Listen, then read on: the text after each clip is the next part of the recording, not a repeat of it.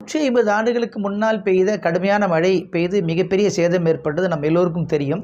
அதில பார்த்தீங்கன்னா, ஆழ்வார் திருநகரியில வந்து வாய்க்கால் கரை ஓரமாக இருந்த பல பகுதிகள் நீரில் மூழ்கின. அதில பார்த்தீங்கன்னா, செல்வராஜபுரம் அப்படின்னு ஒரு பகுதி. அப்ப ஆழ்வார் திருநகரில இருக்கக்கூடிய முஸ்லீம் இளைஞர்கள் என்ன பண்ணாங்க அப்படின்னு கேட்டீங்கன்னா, இந்த பெரிய வட கயிறு இருக்கு இல்லையா?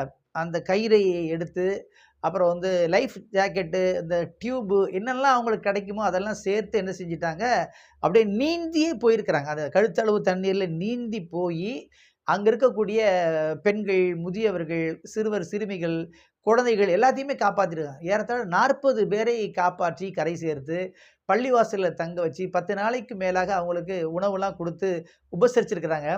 அந்த செல்வராஜ் நகர் மக்கள் சமீபத்தில ஒரு வீடியோ வெளியிட்டிருக்கிறாங்க. அதில என்ன, "நாங்கள் நெஞ்சார நன்றி செலுத்துகின்றோம். எங்களுக்கு உணவளித்த, உயிரளித்த முஸ்லிம்களுக்கு மிகுந்த நன்றி" அப்படின்னு